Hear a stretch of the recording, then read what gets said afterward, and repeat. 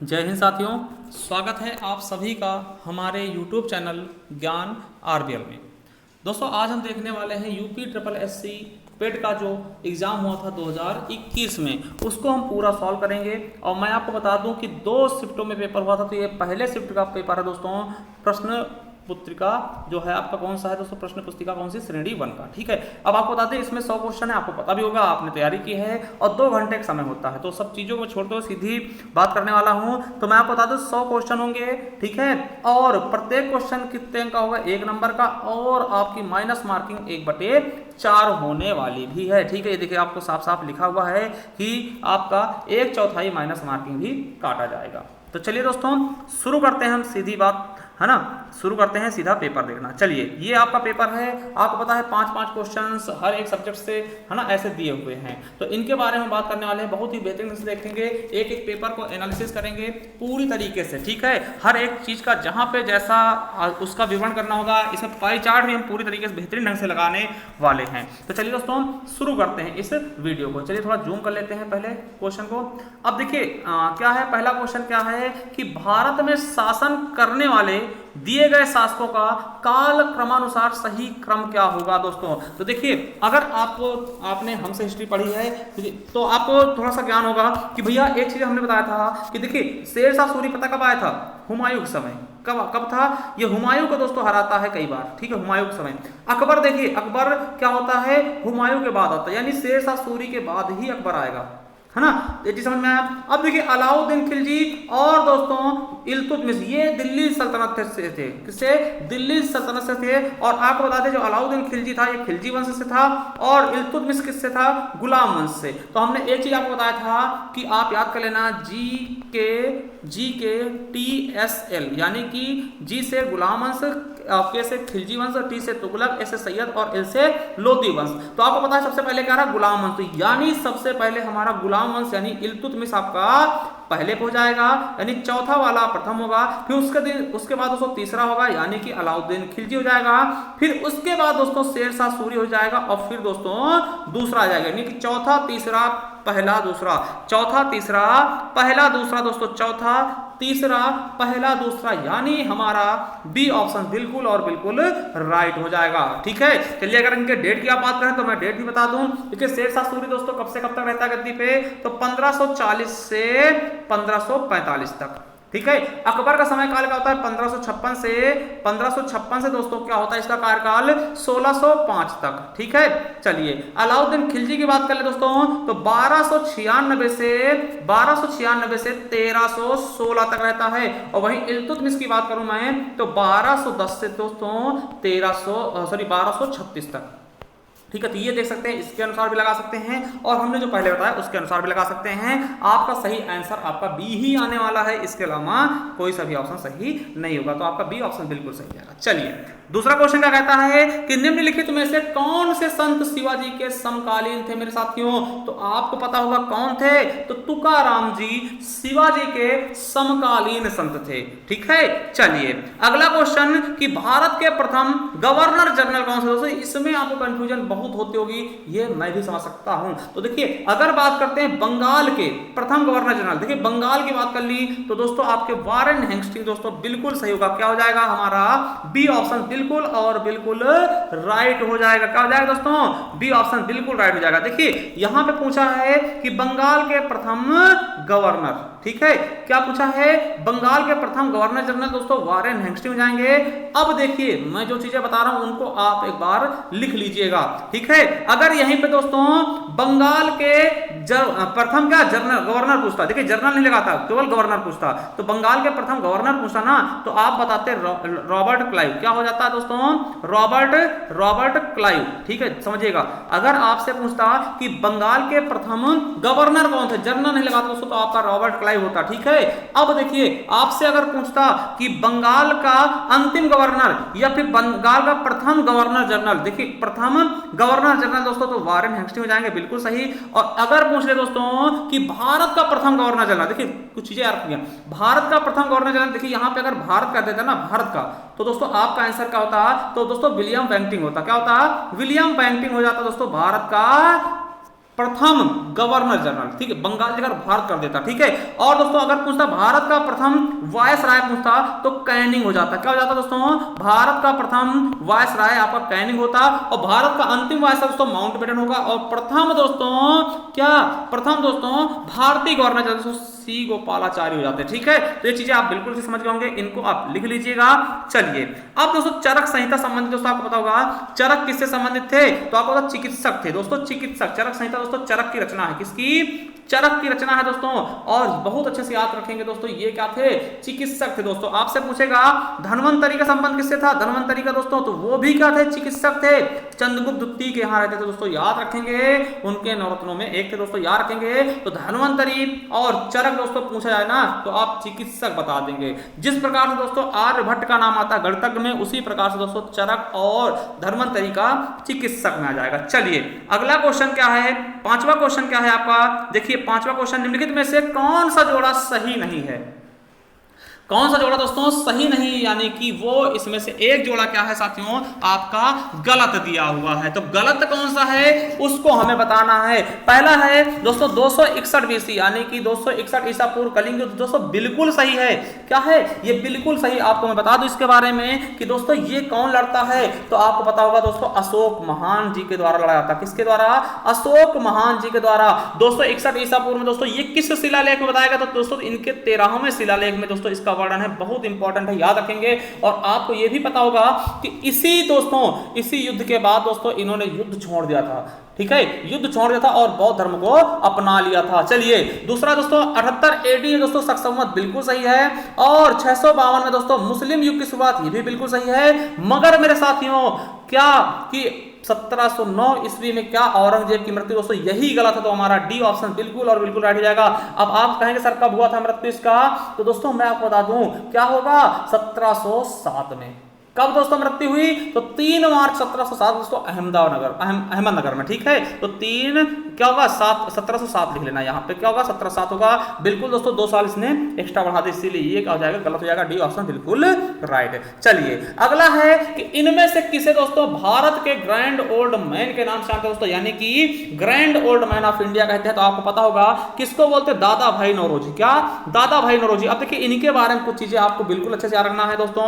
इनकी एक रचना है the poverty and un British rule in India. The poverty and un British rule in India. Un British rule in India, देखिए लिख लीजिएगा, थोड़ा सा लिख लेना ना तो आपके लिए फायदा करेगा। British rule in India, rule in India दोस्तों, ठीक है, इन इंडिया। अब पूछेगा ये रचना किसकी है? The poverty and un British rule in India, तो आप बताएं किसकी है? दादा भाई नौरोजी। इन्हें किस नाम जानते हैं? Grand old man of India के नाम जानते हैं, ठीक है। और देखिए इसी रचना में ना इन्होंने सबसे पहले धन निष्कासन का सिद्धांत दिया। आपसे पूछेगा कि धन निष्कासन का सिद्धांत सबसे पहले किसने दिया? तो दादा भाई नौरोजी ने दिया। और आपसे पूछेगा कि भारत में सबसे पहले दोस्तों प्रति व्यक्ति आय किसने दिया? तो दादा भाई नौरोजी ने ही दिया था प्रति व्यक्ति आय। इन्होंने कहा था 20 रुपए प्रति व्यक्ति आय है पूरे भारत के लोगों की, ठीक है। तो ये चीजें आपको याद रखना है। और इसके साथ ही साथ दोस्तों याद रखना कि ये जो आपका है ना कांग्रेस नाम इन्होंने दिया था। और कांग्रेस के 3 बार दोस्तों अध्यक्ष बने, ठीक है। कितनी बार? कांग्रेस के अध्यक्षता दोस्तों 3 बार की दादा भाई नौरोजी ने। और आपको बता दें कि दोस्तों दूसरा कांग्रेस अधिवेशन की अध्यक्षता यही करते हैं। और प्रथम पारसी अध्यक्ष भी जानते हैं, कांग्रेस के पहले पारसी अध्यक्ष कौन थे? दादा भाई नौरोजी थे, ठीक है। ये चीज आपको बिल्कुल अच्छे से याद रखना हो दोस्तों। तो डब्ल्यू.सी. बनर्जी है ना, डब्ल्यू.सी. बनर्जी, इनके बारे में याद रखेंगे। ये प्रथम अध्यक्ष थे कांग्रेस के प्रथम अध्यक्ष कौन थे? डब्ल्यू.सी. बनर्जी दोस्तों, व्योमेश चंद्र बनर्जी। तो आपका बिल्कुल सही ऑप्शन हो जाएगा ए नंबर। चलिए आगे देखते हैं। सन 1915 और 16 में किसके नेतृत्व में 2 होम रूल लीग की स्थापना की गई थी? आपको पता होगा साथियों इसके बारे में कि कौन थे? तो एनी बेसेंट और लोकमान्य तिलक जी। इन दोनों ने दोस्तों अलग अलग बोला था, हालांकि दोस्तों आगे चल के एक में मिल भी जाते हैं। चलिए आगे देखते हैं। 8वां क्वेश्चन क्या कह रहा है दोस्तों कि इनको मिलान करना मेरे साथियों। तो देखिए पहला है ब्रह्म समाज। तो देखिए आपको पता होगा ब्रह्म समाज की स्थापना दोस्तों 1828 में कोलकाता में कौन करता है? तो कौन करता है मेरे साथियों? तो राजा राम मोहन राय। क्या करते हैं? राजा राम मोहन राय। याद रखेंगे कब करते हैं? तो 1828 में लिखे जा रहा हूं 1800 दोस्तों 28 में। कहां करते हैं मेरे दोस्त? तो आपको पता होगा कलकत्ता में। ठीक, इतना हमने बता दिया, कलकत्ता याद रख लेंगे। ठीक है, दूसरा है रामकृष्ण मिशन दोस्तों। तो आपको पता होगा रामकृष्ण मिशन की स्थापना दोस्तों 1897 में, कब साथियों, 1897 में दोस्तों किया जाता है। किसके द्वारा? तो आपको पता होगा किसके द्वारा, इनके गुरु थे। किसके गुरु थे रामकृष्ण मिशन, रामकृष्ण परमहंस दोस्तों, तो विवेकानंद जी के, स्वामी विवेकानंद जी के द्वारा किया जाता है रामकृष्ण मिशन का। ठीक है, कहां पर, बेलूर में, 1897 में दोस्तों बेलूर में इनकी स्थापना की जाती है रामकृष्ण मिशन की। किसके द्वारा? स्वामी विवेकानंद जी के द्वारा। अब आता दोस्तों आर्य समाज। तो आर्य समाज की स्थापना दोस्तों 1875 में, कब दोस्तों, 1875 में दोस्तों मुंबई में। किसके द्वारा? तो किसके द्वारा मेरे साथियों, किसके द्वारा किया जाता है दोस्तों, तो देखिएगा किसके द्वारा किया जाता है आर्य समाज की स्थापना। तो दोस्तों आपको पता होगा आर्य समाज की स्थापना किसके द्वारा, दयानंद सरस्वती के द्वारा। किसके द्वारा? दयानंद सरस्वती जी के द्वारा। कब की जाती है? हमने बताया 1875 में। और सत्यशोधक समाज की स्थापना कौन करता है? तो ज्योतिबा राव फूले दोस्तों। ज्योतिबा राव फूले 1937 में महाराष्ट्र में दोस्तों। और आपको बता दूं कि ज्योतिबा राय फूले की पत्नी थी दोस्तों सावित्रीबाई फूले। कौन? सावित्रीबाई फूले दोस्तों, वो भारत की प्रथम महिला अध्यापिका थी। ठीक, तो ये भी याद रख लेंगे। और आपसे पूछा जा सकता है दोस्तों ज्योतिबा फूले की एक रचना कौन सी थी? तो गुलामगिरी दोस्तों, बहुत इंपॉर्टेंट। गुलामगिरी किसकी रचना है? तो ज्योतिबा बाई फूले की। ठीक है, तो ये चीजें आपको बिल्कुल अच्छे से याद रखना है। एक बार मैं दोबारा बता दूं, देखिए ब्रह्म समाज की स्थापना किसने की? तो राजा राम मोहन राय ने। कब की? 1828 में। कहां की? कलकत्ता में। ठीक है, रामकृष्ण मिशन परमहंस की स्थापना किसने की थी? तो 1897 में। कहां की गई है दोस्तों? बेलूर में की गई। किसके द्वारा? स्वामी विवेकानंद जी के द्वारा। आर्य समाज की स्थापना किसने की? तो आर्य समाज की स्थापना दोस्तों 1875 में की गई। किसके द्वारा की गई दोस्तों? तो आपको पता होगा मुंबई में दयानंद सरस्वती जी के द्वारा। दयानंद सरस्वती जी के द्वारा। सत्यशोधक समाज की स्थापना किसने की? 1937 में महाराष्ट्र में दोस्तों। किसने किया? तो ज्योतिराव फूले है ना, ज्योतिबा फूले जी द्वारा किया गया था। ये चीज आपको बिल्कुल अच्छे से याद रखना है। आप मिला लीजिएगा, मिलाने की आवश्यकता अब नहीं पड़ेगी। चलिए आगे देखते हैं। करो या मरो का नारा किसने दिया दोस्तों? आपको पता होगा महात्मा गांधी ने दिया था। कब दिया था? कब दिया था दोस्तों? तो आपको पता होगा कब, 1942 में दोस्तों, भारत छोड़ो आंदोलन में महात्मा गांधी जी द्वारा किया गया था। कौन सा? करो या मरो का नारा। ठीक है, सुभाष चंद्र बोस ने क्या बोला था? तुम मुझे खून दो, मैं तुम्हें आजादी दूंगा। चलिए हो गया ना। चलिए 10वां क्वेश्चन देखते हैं। 10वां क्या कह रहा है कि जब सुभाष चंद्र बोस ने भारतीय राष्ट्रीय कांग्रेस के अध्यक्ष पद से इस्तीफा दिया था, उस पद का प्रस्ताव किसे दिया गया था? मैं आपको बता दूं, थोड़ा सा स्टोरी समझिएगा कि दोस्तों ये अधिवेशन होता है किसका दोस्तों? तो 1939 के त्रिपुरी का। किसका? त्रिपुरी का अधिवेशन होता है दोस्तों। मैं आपको बता दूं, एक तरफ दोस्तों कौन खड़े होते हैं? सुभाष चंद्र बोस जी खड़े होते हैं, और दूसरी तरफ मेरे साथियों महात्मा गांधी ने खड़ा किया था किसको? पट्टाभी सीतारामैया। कहा था महात्मा गांधी ने अगर पट्टाभी सीतारामैया हारते हैं तो मेरी हार होगी। मगर साथियों को बता दें कि लोग सुभाष चंद्र बोस से इतना ज्यादा प्रभावित है, सुभाष चंद्र बोस को इतने सारे वोट देते हैं कि दोस्तों सुभाष चंद्र बोस जीत जाते हैं। अब देखिए सुभाष चंद्र बोस जीत जाते हैं, महात्मा गांधी का रोना धोना शुरू होता है, तो सुभाष चंद्र बोस अपनी इच्छा से दोस्तों कांग्रेस को छोड़ ही देते हैं। और दोस्तों छोड़ देते किसके लिए? पट्टाभी सीतारामैया के लिए, क्योंकि वो हार गए थे पट्टाभी सीतारामैया। फिर दोस्तों मगर साथियों एक चीज याद रखेंगे, फिर दोस्तों इसका जो ऑफर होता है ना, प्रस्ताव होता है अध्यक्ष पद का, वो किसको मिलता है? देखिए पट्टाभी सीतारामैया नहीं बनते, फिर किसको? राजेंद्र प्रसाद जी को। तो ये स्टोरी आपको याद रखना है। कौन सा अधिवेशन था? तो 1939 का त्रिपुरी अधिवेशन था। इसके पहले दोस्तों 1939 का ना, इसके पहले जो 1938 का होता है ना हरिपुरा में दोस्तों, वहां भी दोस्तों सुभाष चंद्र बोस पहले से ही अध्यक्ष होते हैं, दोबारा चुनाव लड़ते हैं। ठीक है,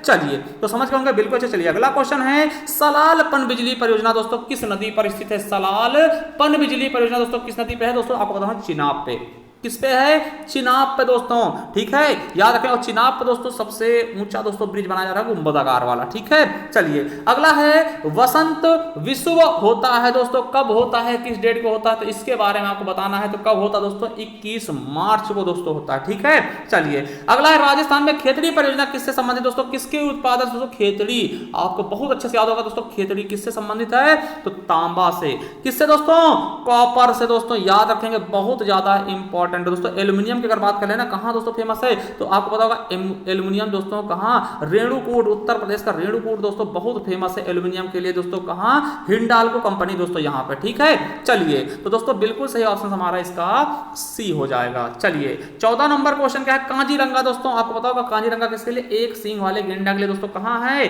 तो असम में है। कहां पर है? असम में है। मैं आपको बता दूं कि निम्नलिखित में से कौन सी हिमालयी तंत्र की नदियां हैं दोस्तों? आपको पता होगा जो हिमालय से निकलती है दोस्तों गंगा निकलती है दोस्तों, और ब्रह्मपुत्रा निकलती है दोस्तों। तो आपका 1 और 2 और 3 दोस्तों हमारा बी ऑप्शन बिल्कुल सही होगा। और आपको बताते हैं जो कृष्णा और कावेरी ना दोस्तों, ये कावेरी और गोदावरी ना ये दक्षिण भारत की गंगा है। दक्षिण भारत की नदियां किसकी हैं? दक्षिण भारत की नदियां हैं। कौन सी?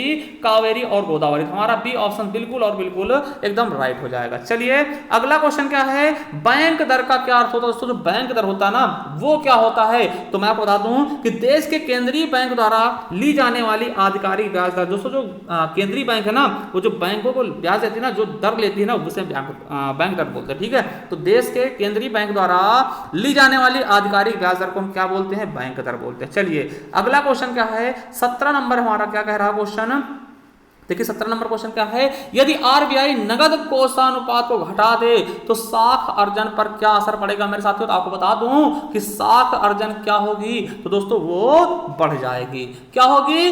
बढ़ जाएगी, साख अर्जन बढ़ जाएगी मेरे साथियों। चलिए अगला है कि इनमें से किस प्रकार के अर्थव्यवस्था में संसाधनों पर निजी अधिकार होता है तथा आर्थिक गतिविधियों का मुख्य उद्देश्य क्या होता है? लाभ अर्जित करना। मैंने बहुत ही अच्छे से पढ़ा दोस्तों कि पूंजीवादी में क्या होता है, इसका उद्देश्य होता है दोस्तों क्या, ये तो निजी होता सब कुछ, और इसमें मेन उद्देश्य होता है लाभ कमाना दोस्तों। तो बिल्कुल सही हमारा ए हो जाएगा। समाजवादी की बात हमने बताई थी कि इसमें दोस्तों जनता के कल्याण करना दोस्तों उद्देश्य होता है, और मिश्रित दोस्तों अपने भारत की है। देखिए मैं आपको इससे एक बार बता दूं कि पूंजीवादी कहां है? अमेरिका है ना, कनाडा दोस्तों यहां पे। समाजवादी दोस्तों यूएसएसआर की थी, यूएसएसआर पूर्व सोवियत संघ रूस की दोस्तों, और मिश्रित अपने भारत की। ठीक है, चलिए हमारा इसका बिल्कुल सही ऑप्शन हो जाएगा ए नंबर। चलिए आगे देखते हैं, 100 रुपए के नोट पर किसके हस्ताक्षर होते हैं दोस्तों? आपको पता होना चाहिए कि किसके होते हैं, तो आपको पता होना चाहिए दोस्तों आरबीआई के गवर्नर के। किसके दोस्तों? आरबीआई के गवर्नर के 100 नोट पे। आपको बताते हैं कि 1 रुपए से ऊपर वाले नोट, 1 रुपए से ऊपर वाले नोट जितने भी होंगे सब पे आरबीआई के गवर्नर के हस्ताक्षर होंगे,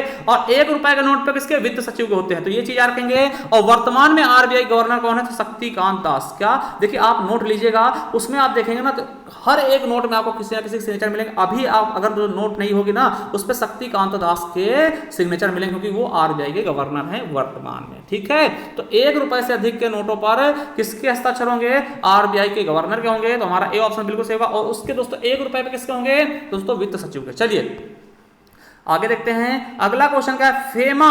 फेमा का पूरा नाम क्या है दोस्तों? मैं एक चीज आपको बताना चाहता हूं कि दोस्तों आपको बताते हैं कि जो फेमा है ना, ये दोस्तों पहले इसका नाम फेरा था। क्या था? FERA फेरा था। फेरा को दोस्तों बदल के फेमा किया गया। क्या किया गया? FEMA कर दिया गया। फेरा को फेमा कर दिया गया। कब किया गया? 1 जून 2000 को। 1 जून 2000 को। कब दोस्तों?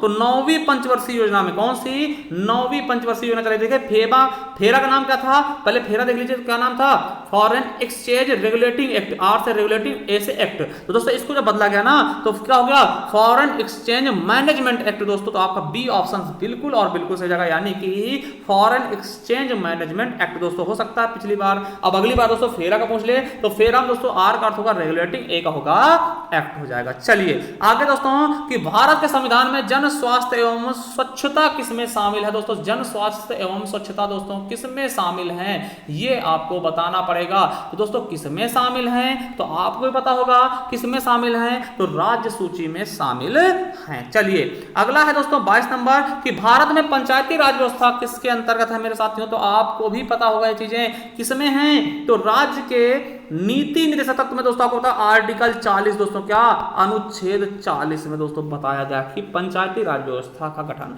होना चाहिए। ठीक है, चलिए आगे मेरे साथियों देखते हैं अगला क्या कह रहा है। क्या कह रहा है हमारा अगला क्वेश्चन कि भैया शिक्षा का अधिकार एक मौलिक अधिकार है दोस्तों। ये आपको पता होगा 21A में बताया गया है। और कब जोड़ा गया था इसे, तो 86वें संविधान संशोधन द्वारा दोस्तों 21A जोड़ा गया शिक्षा के अधिकार को मौलिक अधिकार बनाने के लिए। कौन सा? 86वां संविधान संशोधन जोड़ा गया। 19 में आपको पता है दोस्तों वाक एवं अभिव्यक्ति की स्वतंत्रता है। और दोस्तों 29-30 में आपको पता होगा यहां पर दोस्तों क्या है, तो अल्पसंख्यक वर्गों के लिए, हितों के लिए। ठीक है, चलिए अगला है निम्नलिखित में से किसने संविधान सभा में उद्देश्य प्रस्ताव रखा दोस्तों? आपको बता दूं कि दोस्तों एक समय आता है तीसरा जो संविधान सभा का आयोजन होता है। तीसरा दोस्तों कब होता है, देखिए पहला 9 को होता है, दूसरा 11 दिसंबर और तीसरा होता है 13 दिसंबर 1946 को। 13 दिसंबर 1946 को। तो दोस्तों कौन, नेहरू जी द्वारा दोस्तों उद्देश्य प्रस्ताव रखा जाता है और दोस्तों उद्देश्य प्रस्ताव पेश किया जाता है और यही उद्देश्य प्रस्ताव आगे चल के दोस्तों हमारी प्रस्तावना बन जाती, उद्देशिका बन जाती। तो याद रखेंगे इसका बिल्कुल सही क्या होगा, जवाहरलाल नेहरू जी। ठीक है, चलिए आगे देखते हैं कि भारतीय संविधान के किस अनुच्छेद में दोस्तों अल्पसंख्यक के हितों के निहित है दोस्तों। तो आपको पता होगा 29 हमने बता दिया अभी। 21 में क्या है दोस्तों, प्राण एवं दैहिक स्वतंत्रता। ठीक है, और 24 में क्या है दोस्तों कि 14 वर्ष से कम उम्र के बच्चों को कठिन कार्यों में यानी फैक्ट्री वहां पे खनन में आदि में नियोजित नहीं किया जाएगा। ठीक है, चलिए हमारा सी ऑप्शन बिल्कुल राइट। अगला है ठोस चालक में धारा प्रवाहक वाहक होते दोस्तों। तो ठोस चालक में धारा वाहक क्या होते हैं ये आपको बताना है मेरे साथियों। क्या होते हैं, मुक्त इलेक्ट्रॉन। क्या होते हैं मेरे साथियों, तो इसका सही जवाब क्या होगा, मुक्त इलेक्ट्रॉन हो जाएगा। चलिए 27 नंबर क्वेश्चन देख ले इसी वक्त कि प्रकाश वर्ष किसमें माप के लिए इकाई होती है दोस्तों। आपको बता दें कि प्रकाश वर्ष क्या होता है, तो दूरी सबसे दूरी की इकाई होती है। मैं आपको बता दूं कि एक वर्ष में निर्वात में प्रकाश वर्ष द्वारा चली गई दूरी को हम क्या बोलते हैं, प्रकाश वर्ष बोल देते हैं। यार कहीं बहुत इंपॉर्टेंट है। ठीक है, अब देखिए कुछ सुन लीजिएगा।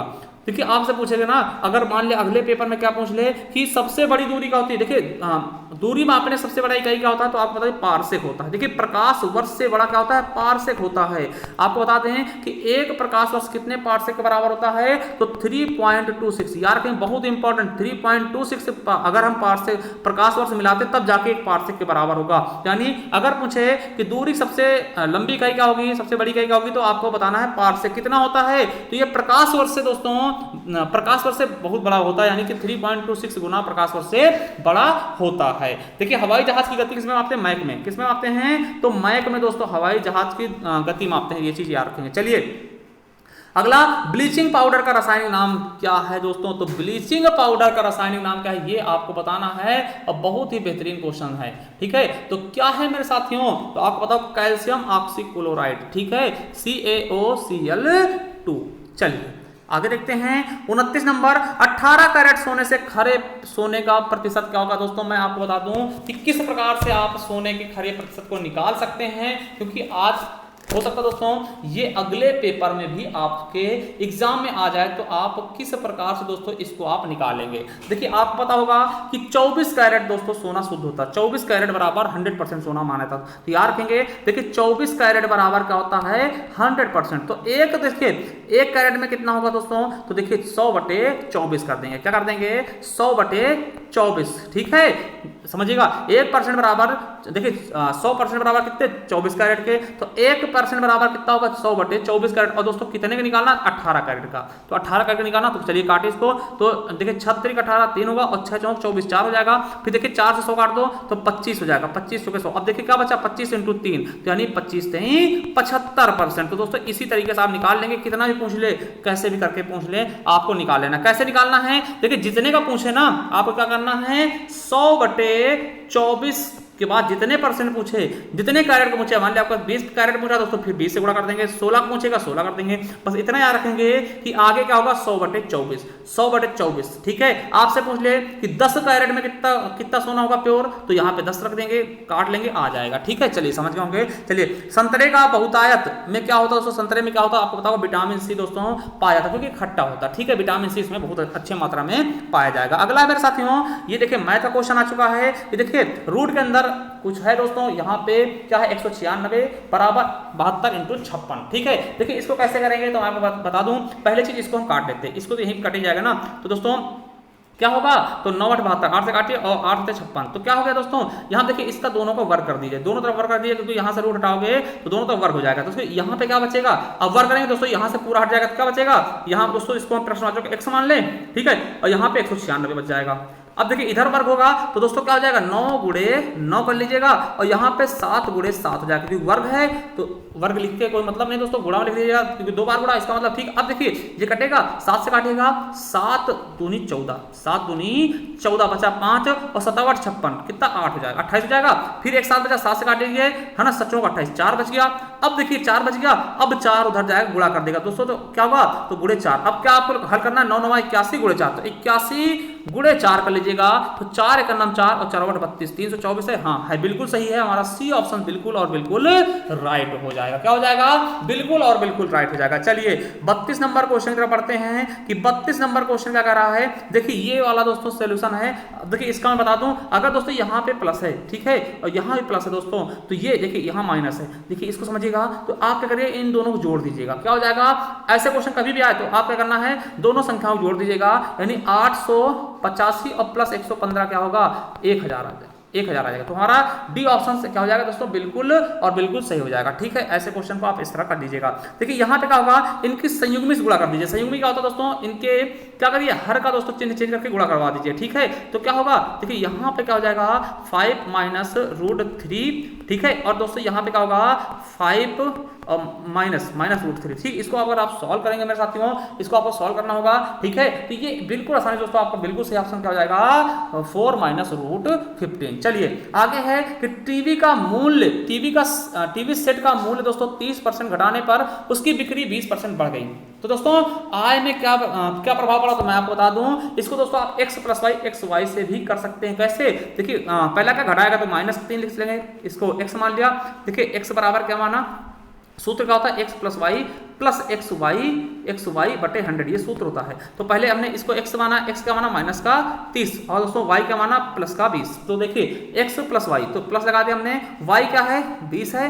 फिर दोस्तों देखिए यहाँ पे क्या होगा, यहाँ पे देखिए x प्लस वाई होगा, देखिए माइनस लगा तो पहले ही माइनस हो जाएगा, इसको हम पहले से माइनस कर लेते हैं, तो 30 गुणे 20। अब देखिए बटे 100, देखिए 0 0 कट गया, 0 0 कट गया। अब बचा क्या हमारे पास, तो माइनस का 30 बचा है और प्लस का 20 बचा है, और फिर माइनस का 3 दूनी 6 बचा। तो माइनस का माइनस क्या हो जाएगा, माइनस का 36 हो जाएगा, और माइनस का 36 से अगर 20 घटाते हैं आप, ठीक है, तो प्लस माइनस का माइनस हो जाएगा, और घटाएंगे ना तो माइनस का 16 आएगा, यानी कि 16% क्या घटेगी। क्या? देखिए माइनस का इसका मतलब घटेगी, तो 16% क्या होगी, घट जाएगी। हमारा 34 का डी ऑप्शन बिल्कुल राइट होगा। चलिए अगला है 35 नंबर, 4 खिलाड़ियों की औसत उम्र कितनी है दोस्तों? 18.5। यानी अगर हम इनका कुल देख लेना, समझिएगा, अगर हम इनका कुल देख ले दोस्तों, तो देखिए 18.5 हो जाएगा। देखिए 18.5 इंटू 4 कर ले, खिलाड़ी का हम कुल उम्र देख सकते हैं ना। तो देखिए 18.5 इंटू 4 हमने किया तो कितना आ गया साथियों, तो आप करेंगे ना इसका 74 आ जाएगा। तो टोटल उम्र कितनी हो गई, 74 हो गई। अब कह रहा है कि दोस्तों अगर कोच की उम्र शामिल करते हैं तो औसत उम्र कितनी 20% बढ़ जाती है। अब देखिए 18.5 का हम 20% निकाल लें, देखिए 18.5 इंटू हम 120 कर ले, 120% मतलब 120 कर ले। तो इसको अगर आप काटते हैं ना, इसको काटिएगा, 0 0 कट जाएगा दोस्तों, एक यहाँ से हटेगा, यहाँ हो जाएगा। अब इसका आपस में गुणा करेंगे ना, तो मैं आपको बता दूं कितना आ जाएगा दोस्तों, तो कितना आ जाएगा 22.20। कितना आ जाएगा दोस्तों, तो 22.20, ठीक है, ये आएगा, ये आएगा। अब कह रहा है कि दोस्तों कोच शामिल होता 20% बढ़ रहा ना, तो कोच शामिल होगा, यानी कि अब कितने व्यक्ति हो जाएंगे, देखिए पहले 4 थे अब 5 हो जाएंगे, तो 5 से गुणा कर लेंगे इसको। अब देखिए अब टोटल कितनी हो जाएगी इनकी, वो दोस्तों उम्र, तो 111 आ जाएगा। इसका गुणा करें 111 आ जाएगा। अब देखिए 111 अब है, यानी 5 लोग मिलकर 111 है, 4 कितने थे 74 थे, कितने का अंतर हुआ, तो घटा लेंगे दोस्तों, आपका 37 बिल्कुल सही आ जाएगा आंसर, यानी हमारा डी ऑप्शन बिल्कुल सही जाएगा। समझ में आएगा कि पहले देखिए समझिए, दोबारा बता दें, देखिए 4 खिलाड़ियों का औसत उम्र कितना 18.5 गुणे 4 कर लेंगे, 74 आ जाएगा।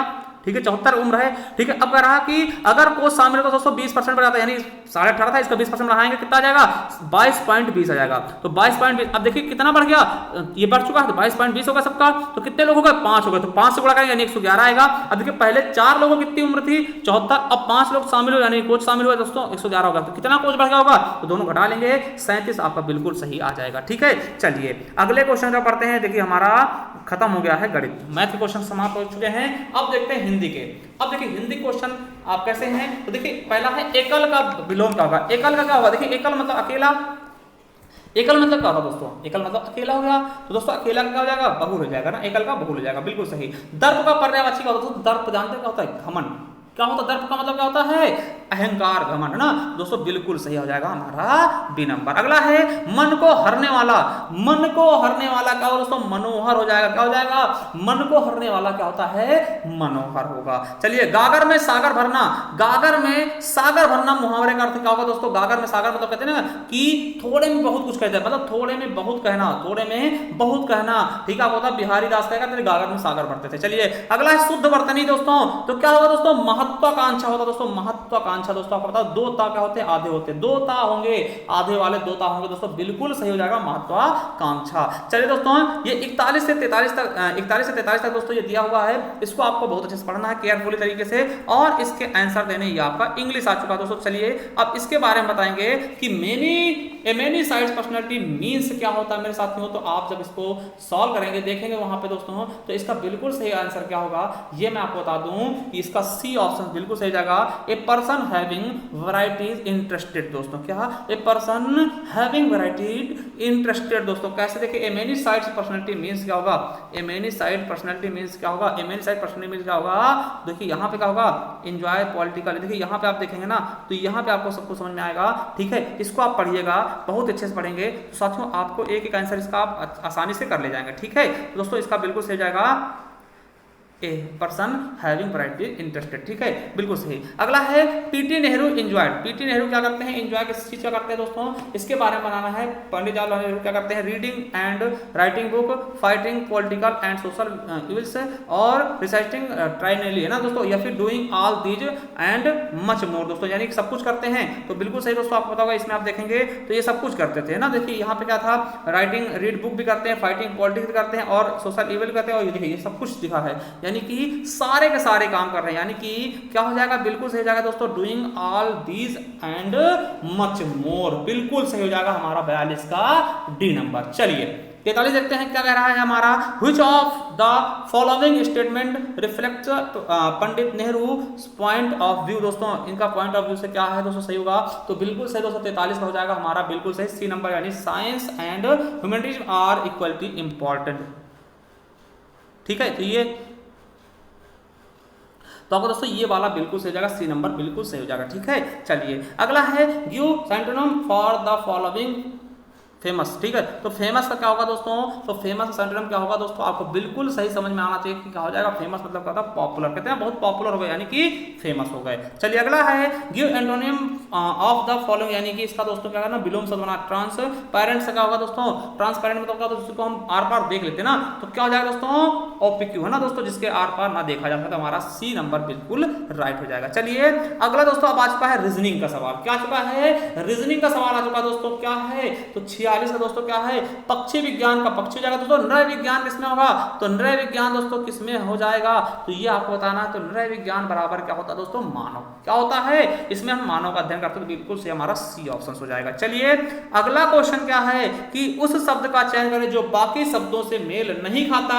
दही, मक्खन, पनीर, तेल दोस्तों आपको पता होगा कि दूध से सारी चीजें बनती, दही बनता है, मक्खन भी बनता है, पनीर बनता है, देखो तेल का चीजें क्या होंगी, तेल एक अलग शब्द है, ठीक है। चलिए अगला क्वेश्चन, किसी निश्चित कोड में प्रोडक्शन का दोस्तों ये लिख दिया गया, तो उसी कोड में दोस्तों ओरिएंटेशन को क्या लिखेंगे, तो इसका दोस्तों सही ऑप्शन क्या होगा, मैं आपको बता दोस्तों इसका बिल्कुल सही ऑप्शन क्या होगा। देखिए यहाँ पे क्या कहा, पी को क्यू किया है, क्या किया है, पी को दोस्तों क्यू कर दिया गया है, और फिर दोस्तों क्या किया है, आर को क्यू किया गया है, फिर दोस्तों क्या किया गया इस तरह से, यानी कि हम पी को क्यू यानी कि +1 -1 +1 -1 +1 -1 कर रहे हैं। तो इसी तरीके से दोस्तों अगर आप इसको सही करते हैं तो आपका ये वाला ऑप्शन बिल्कुल सही जाएगा, यानी कि ए ऑप्शन बिल्कुल और बिल्कुल राइट हो जाएगा, ठीक है। चलिए अब देखिए रीता की ओर इशारा करते हुए निखिल ने कहा कि मैं उसकी माँ के पुत्र का इकलौता पुत्र हूं। देखिए मैं उसकी माँ के पुत्र का इकलौता पुत्र हूं दोस्तों। तो रीता निखिल से किस प्रकार संबंध रखती है दोस्तों, आपको पता होगा, बुआ का रख लेंगे, ठीक है। आप इसको लगाइएगा, ठीक है, ये बिल्कुल सही ऑप्शन है। देखिए मैं उसकी माँ का, देखिए रीता की ओर इशारा करते हो, देखिए इधर मान लिया रीता खड़ी है और इधर क्या है, निखिल है ना, निखिल खड़ा। देखिए एक बार आपको बता भी दूं, इधर मान लिया दोस्तों रीता खड़ी है और इधर खड़ा है निखिल। रीता को इशारा करते हुए इसने क्या कहा कि मैं उसकी माँ कौन, रीता की दोस्तों माँ आ जाएगी यहाँ पर, ठीक, रीता की माँ आ जाएगी दोस्तों यहाँ पर, माँ के पुत्र का, तो दोस्तों इनका पुत्र होगा कोई यहाँ पे, देखिए इनका पुत्र जाएगा, रीता का मतलब उसकी माँ का पुत्र यानी रीता का भाई हो जाएगा दोस्तों। यहाँ पे एक उनका पुत्र हो जाएगा के पुत्र का इकलौता पुत्र दोस्तों, के इकलौता पुत्र यानी कि रीता की भाई का लड़का होगा ना, ये रीता के भाई का लड़का दोस्तों निखिल यहाँ पे आ जाएगा ना। तो दोस्तों अब भाई का लड़का मतलब रीता के भाई का लड़का क्या होता है दोस्तों, इसका निखिल क्या लगेगी, बुआ ही तो लगेगी, तो आपका ए ऑप्शन बिल्कुल राइट हो जाएगा। चलिए आगे देखते हैं, यदि किसी वर्ष में दोस्तों अगस्त को गुरुवार, 25 अगस्त को गुरुवार, तो उसी महीने में सोमवार की संख्या कितनी होगी। तो आपको पता दोस्तों कि किसी भी दिन दोस्तों महीने में 3 और 6 होंगे नहीं, अब 4 5 फंसता। देखिए कैसे निकालेंगे, तो देखिए अगर दोस्तों 25 अगस्त को क्या है, 25 अगस्त दोस्तों गुरुवार है। तो पहले हम देखेंगे मेरे साथियों कि सोमवार कब पड़ेगा। देखिए 25 गुरुवार है तो आपको पता होगा 24 को बुध हो जाएगा, और दोस्तों 23 क्या होगा, 23 को दोस्तों सोमवार होगा, ठीक मंगलवार होगा, और दोस्तों 22 को बुधवार होगा। तो 22 को दोस्तों बुधवार होगा। अब देखिए यहाँ पे 22 को बुधवार है। अब देखिए एक दोस्तों 22 7 29 को दोस्तों एक हो जाएगा। देखिए एक यहाँ बुधवार मिल गया, एक 29 को दोस्तों मिल जाएगा बुधवार। कितने, 2 बुधवार हो गए। अब देखिए अब 22 के पहले दोस्तों अगर जाएंगे तो दोस्तों कितने मिल जाएंगे, 3 और बुधवार मिल जाएंगे। देखिए 21, देखिए 22 दिन बचे तो 22 को मगर साइड से भाग देते 3 7 तरीके कितना 3 और आगे मिल जाएंगे, यानी 3 पहले हुए, एक 22 को 4 हो गए, और एक 29 को दोस्तों 5 हो गए, यानी कि 5 हो जाएंगे सोमवारों की संख्या। चलिए आगे देखते हैं। अब देखिए 50 क्वेश्चन हो चुके हैं दोस्तों। इसके पहले मैं आपको बता दूं, आगे चले इसके पहले मैं एक चीज बता दूं आपको कि साथियों अगर आप पेट की तैयारी कर रहे हैं ना, UPSSC पेट की, आपके लिए ये दोस्तों संपूर्ण कोर्स मिल जाएगा हमारे चैनल पर ही। हमने पढ़ा है दोस्तों बहुत ही बेहतरीन ढंग से आपको मैं बता दूं, यकीन दिला दूं कि आप इसको पढ़ लीजिएगा, बहुत ही अच्छे से आपका पेपर हो जाएगा। इसके लिए आप करना क्या होगा, हमारे प्ले लिस्ट पे जाएंगे तो आपको ये मिल जाएगा UPSSC पेट 2022 क्लासेस के नाम से संपूर्ण कोर्स। तो इसको आप पढ़ लीजिएगा, ज्यादा वीडियो नहीं, बहुत ही कम समय में हमने पढ़ाया है, और इसका लिंक भी हम नीचे डिस्क्रिप्शन में दे दे रहे हैं, वहां से भी आप जाके पढ़ सकते हैं वीडियो को पूरा देखने के बाद। चलिए शुरू करते हैं वीडियो को।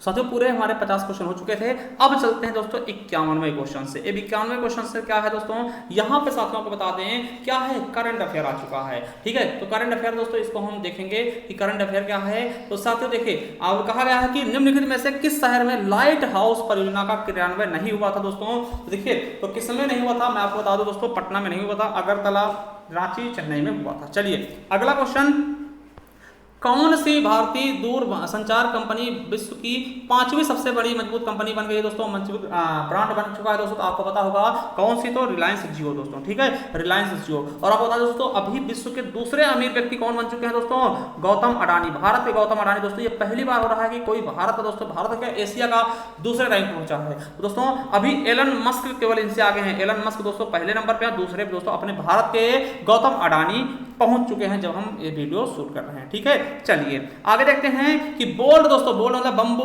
है ना, oasis on land of draft दोस्तों, ये परियोजना कहां शुरू की गई है। तो मैं आपको बता दूं कि 53 का बिल्कुल सही हो जाएगा, राजस्थान। चलिए आगे देखते हैं 54 नंबर कि संयुक्त राष्ट्र की कोवैक्सीन योजना के अंतर्गत कोविड-19 की मुफ्त वैक्सीन पाने वाला पहला देश कौन सा बना था दोस्तों। तो पहला देश कौन सा बना दोस्तों, 54 का बिल्कुल और बिल्कुल सही हो जाएगा दोस्तों, घाना। घाना राजधानी क्या है, अकरा है दोस्तों। क्या है, घाना राजधानी क्या है, अकरा है मेरे साथियों। चलिए अगला क्वेश्चन क्या है, नेक्स्ट क्वेश्चन क्या है कि अंतरिक्ष में जाने वाली भारतीय मूल की दूसरी अमेरिकी महिला अंतरिक्ष यात्री कौन बनी है दोस्तों, तो श्रीषा बांदला दोस्तों। आपको पता होगा श्रीषा बांदला दोस्तों, बहुत ही बेहतरीन ऑप्शन सही हो जाएगा, ठीक है। कल्पना चावला को पता है भारत की थी, ये गई थी दोस्तों अंतरिक्ष यात्रा करने वाली। और ऋतु करदार दोस्तों आपको पता है, इन्हें हम क्या मानते हैं, आपको पता होगा इन्हें हम रॉकेट वुमेन ऑफ इंडिया कहते हैं दोस्तों, ठीक है।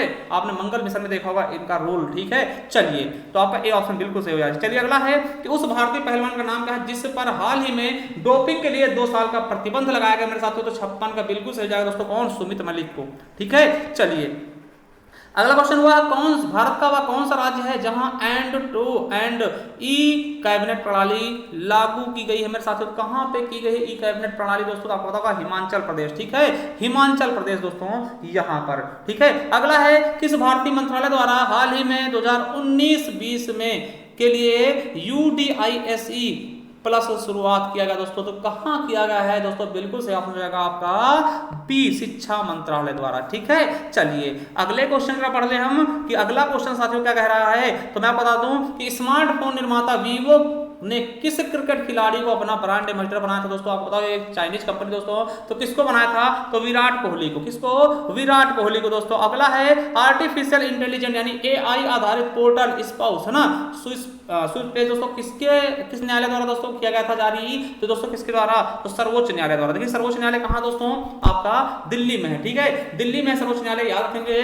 तो दोस्तों इसमें कितने न्यायाधीश हैं, 33+1, ठीक है, याद रखेंगे। अभी कौन है दोस्तों, वर्तमान में भारत सर्वोच्च न्यायालय के मुख्य न्यायाधीश कौन है, तो UU ललित। कौन, UU ललित जी है दोस्तों। और याद रखेंगे कि भारत में कितने उच्च न्यायालय हैं, तो उच्च न्यायालय दोस्तों, उच्च न्यायालय संख्या कितनी है, 25 है, ठीक। अपने यूपी का कहां है, इलाहाबाद में, खंडपीठ दोस्तों लखनऊ में, ठीक है। चलिए किसने भारतीय राज्य, देखिए कितने भारतीय राज्य नेपाल से सीमा साझा करते दोस्तों, स्टैटिक जी क्या आ चुका है। तो कितने दोस्तों भारतीय राज्य हैं जो नेपाल से सीमा साझा करते दोस्तों, 5 राज्य हैं। कितने हैं, 5 है मेरे साथियों। कौन कौन से, अभी ये भी आपको पता होना चाहिए। तो दोस्तों कौन कौन सा, पहला आपका यूपी हो जाएगा, उत्तराखंड हो जाएगा, तो उत्तराखंड हो गया। उसके बाद अपना प्यारा उत्तर प्रदेश, फिर दोस्तों बिहार के साथ में लगेगा, बिहार के बाद दोस्तों आपको पता है सिक्किम से लगता है, सिक्किम से लगता है, किससे दोस्तों, सिक्किम से लगता है। सिक्किम के बाद दोस्तों आपको पता होगा पश्चिम बंगाल से भी ये लगता है। तो कितने हो गए, उत्तराखंड, उत्तर प्रदेश, बिहार, सिक्किम, पश्चिम बंगाल। देखिए स्ट्रेटेजी का हमने पढ़ा है, उसमें सब कुछ आपको मिल जाएगा, ठीक है। चलिए अगला है निम्नलिखित में से कोस्टा रिका की राजधानी क्या है दोस्तों। देखिए इसको अगर आपको नहीं पता था ना फिर भी आप पढ़ेंगे, क्योंकि दोस्तों बीजिंग आपको पता है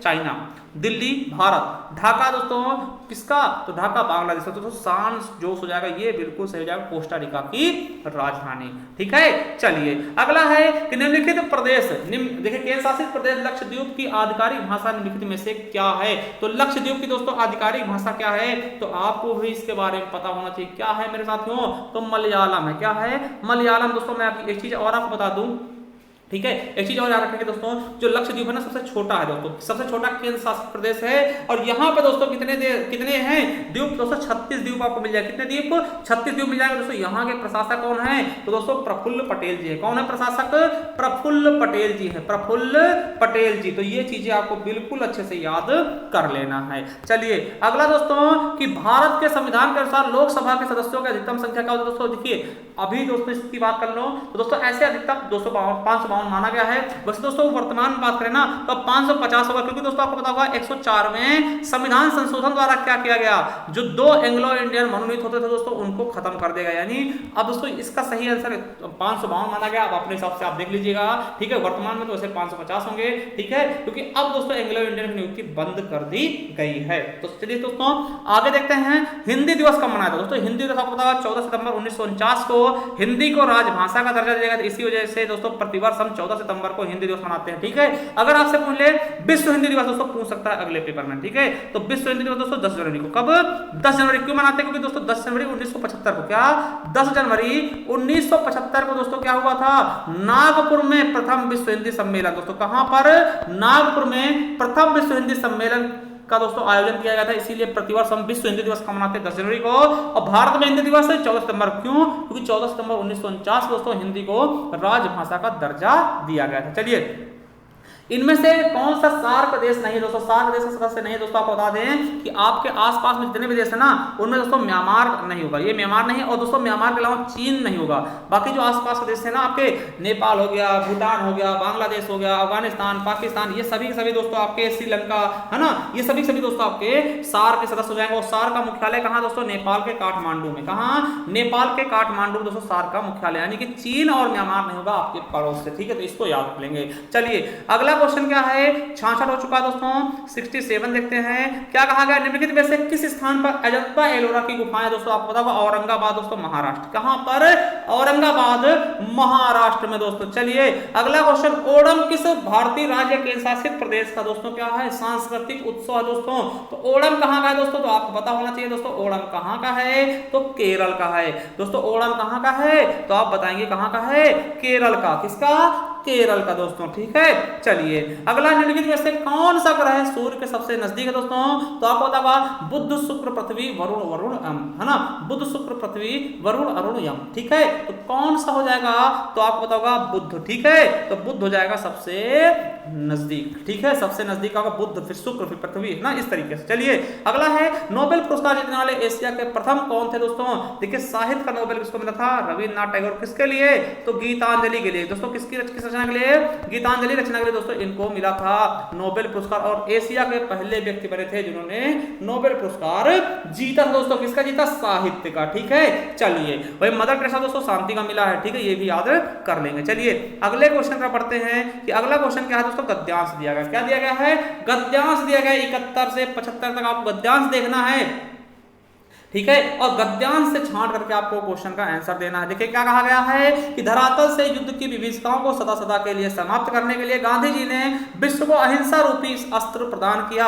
गांधी जी ने कहा करते थे कि प्रेम और अहिंसा के द्वारा विश्व के कठोर से कठोर हृदय को भी कोमल बनाया जा सकता है। उन्होंने इन सिद्धांतों का परीक्षण भी किया और वे नितांत सफल हुए, सिद्ध हुए।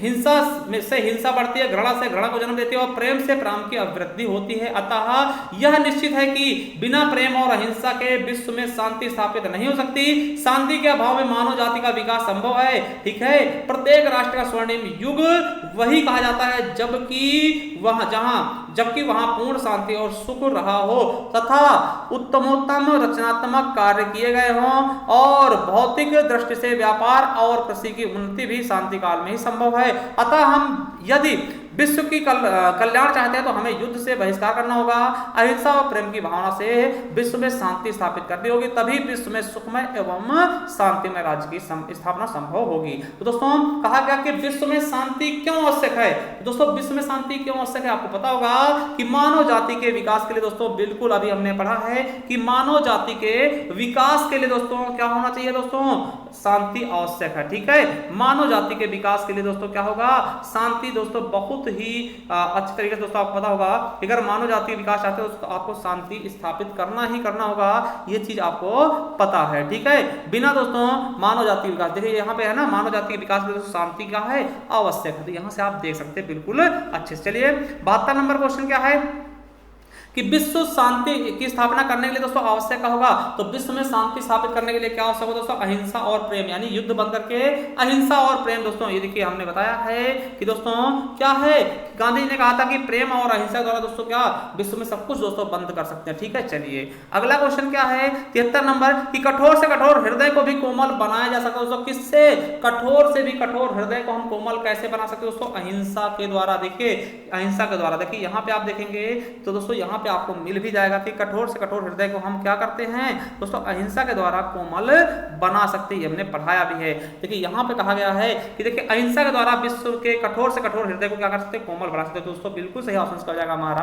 अहिंसा। ठीक है, अहिंसा द्वारा, सी ऑप्शन बिल्कुल राइट 73 का। चलिए 74 नंबर क्या है, किसी भी राष्ट्र के स्वर्णिम युग के प्रमुख तत्व क्या हैं। तो स्वर्णिम युग के प्रमुख तत्व क्या होते हैं साथियों, तो आपको पता होगा सुख, शांति, सुख और रचनात्मक कार्य। दोस्तों ये आपका डी ऑप्शन बिल्कुल सही होगा। यहाँ पे मैं आपको दिखा दूं कि देखिए स्वर्णिम युग के क्या हो जाएंगे दोस्तों, बिल्कुल सही ऑप्शन क्या हो जाएगा हमारा। देखिए यहाँ पे कहा गया, ये देखिए समझिए कि प्रत्येक राष्ट्र का स्वर्णिम युग वही कहलाएगा जहाँ पे शांति, सुख और दोस्तों रचनात्मक कार्य किए जाए। तो दोस्तों यहाँ से हम देख सकते हैं कि शांति, सुख और रचनात्मक कार्य क्या कर सकते हैं, स्वर्णिम युग के प्रमुख तत्व होते हैं। अगला है नितांत शब्द का उपयुक्त पर्याय क्या होगा। देखिए नितांत का पर्यायवाची क्या होगा, ये आपको बताना है, इसको आपको ढूंढ के नहीं यहीं से बता सकते हैं। उसको 75 का बिल्कुल सही बी हो जाएगा, यानी कि नितांत मतलब क्या था, बिल्कुल। ठीक है, चलिए अब दोस्तों देखते हैं दूसरा गद्यांश, क्योंकि दो गद्यांश आएंगे और दोनों गद्यांश को आपको देखना दोस्तों। देखिए ये बहुत बड़ा गद्यांश, इसको पढ़ने में बहुत समय लगेगा, तो मैं आपको सीधा दोस्तों इसके बारे में बताएंगे तो आप समझिएगा। पहला क्वेश्चन क्या है कि देखिए बहुत बड़ा गद्यांश, तो आप इसको पढ़ते जाइएगा। आपका इसको पीडीएफ आपको हमारे टेलीग्राम चैनल मिल जाएगी, है ना, ज्ञान आरबीएल ऑफिशियल। देखिए किस नाम से है, तो ज्ञान RBL ऑफिशियल नाम से आप देखिएगा, वहां आपको इसकी पीडीएफ मिल जाएगी। ठीक है, चलिए अगला है क्वेश्चन क्या है कि मानव विज्ञान की सबसे बड़ी शक्ति इसलिए कही जाती है क्योंकि इसके बल से क्या होता है, तो इसके बल से क्या होगा दोस्तों, क्या होगा कि प्रकृति और प्राणी जगत का सिरमौर है दोस्तों। ठीक है, क्या है, प्रकृति और प्राणी जगत का क्या है दोस्तों, सिरमौर है। अगर आप इसको पढ़ेंगे मेरे साथियों तो यहाँ पे आपको इसमें सब कुछ मिल जाएगा। ठीक है, क्या होगा दोस्तों, यहाँ पे आपको सब कुछ मिल जाएगा। देखिए क्या है, तो इसके देखिए प्रकृति और प्राणी जगत का क्या है, सिरमौर बन गया। देखिए ये चीज हमने बताई, तो यहीं से आप निकाल लेंगे इसका बिल्कुल सही आंसर। चलिए अगला है कि वैज्ञानिक चिंतन पद्धति से ने मनुष्य का सबसे बड़ा उपकार यह किया है कि उसे मुक्ति मिली है। दोस्तों उससे किससे मुक्ति मिली है, यह आपको बताना है। तो साथियों किससे मुक्ति मिली है, किससे, भ्रमपूर्ण रूढ़िवाद विचारधारा से। दोस्तों यहाँ पे आप देखेंगे ना तो आपको मिल भी जाएगा कि भ्रमपूर्ण और रूढ़िवादी विचारधारा से दोस्तों क्या हुआ है, उसको मुक्ति जरूर मिली है। ठीक है, तो इसमें दोस्तों आप पढ़ेंगे ना इसको तो बहुत अच्छे से आपको समझ में आएगा, बहुत अच्छे से आप इसको कर भी पाएंगे दोस्तों। ठीक है, चलिए यहाँ देख सकते हैं किससे मुक्ति मिली, यहाँ देख सकते हैं कि रूढ़िवादी अंधविश्वासों और रूढ़िवादी से मुक्त होकर दोस्तों ये चीज बदली है। ठीक है, चलिए अगला क्वेश्चन देख लेते हैं कि क्या कहा, विश्व में देखिए यहाँ पे देखते हैं ना 78 नंबर, विश्व के परिवारवत लगने का कारण क्या है दोस्तों, मतलब कि विश्व परिवारवत कैसे लगता है। तो दोस्तों इसका कारण क्या है, तो आपको पता होगा क्या कि दोस्तों यातायात और संचार साधनों का विकास दोस्तों। ठीक है, ये बिल्कुल सही। अगला है हस्तामलक। ठीक है, इसका शब्द का अभिप्रेत क्या होगा दोस्तों, इसका अभिप्रेत क्या होता है, तो स्पष्ट एवं अनायास बोधगम्य। क्या होगा, स्पष्ट एवं अनायास बोधगम्य। चलिए अगला क्वेश्चन है, वैज्ञानिक चिंतन पदबंध से आशय क्या है, वैज्ञानिक चिंतन पदबंध से आशय क्या है मेरे साथियों, तो इसका बिल्कुल सही ऑप्शन क्या होगा कि स्वस्थ एवं संतुलित चिंतन। क्या, स्वस्थ एवं संतुलित चिंतन दोस्तों, ये हो जाएगा बिल्कुल और बिल्कुल राइट जवाब। चलिए देखते हैं 81 नंबर क्वेश्चन की तरफ बढ़ते हैं। अब देखिए दोस्तों क्या एक ग्राफ आ चुका है, क्या आ चुका है ग्राफ, देखिए 80 से लेकर के 81 से लेकर के 100 तक पूरे के पूरे कितने 20 ग्राफ आपको देख रहे हैं, 20 क्वेश्चन ग्राफ के मिलने वाले। चलिए साथियों देखिए ग्राफ में क्या कहा गया है कि ग्राफ में एक परीक्षा में 7 छात्रों के इतिहास और भूगोल के अंकों का अनुपात दर्शाएगा। देखिए अंकों का अनुपात समझते क्या होगा, इतिहास और भूगोल। देखिए चलिए एक चीज मैं आपको समझा दूं, जैसे ये है ना, तो इसके इतिहास का देखिए, इसके इतिहास में कितने होंगे, तो इतिहास और भूगोल के अंकों का वो दिखाएगा ना, तो देखिए इसके पॉइंट 125 है, इसका मतलब क्या पॉइंट 9 तो नीचे 100 आ जाएगा, यानी उसने इतिहास में 125 अंक पाए होंगे और भूगोल में 100 अंक। ठीक, ये होता अनुपात। तो इसको मतलब इसको एक ही शब्द मत समझना, 125 पॉइंट 25 का मतलब क्या होता है 125/100।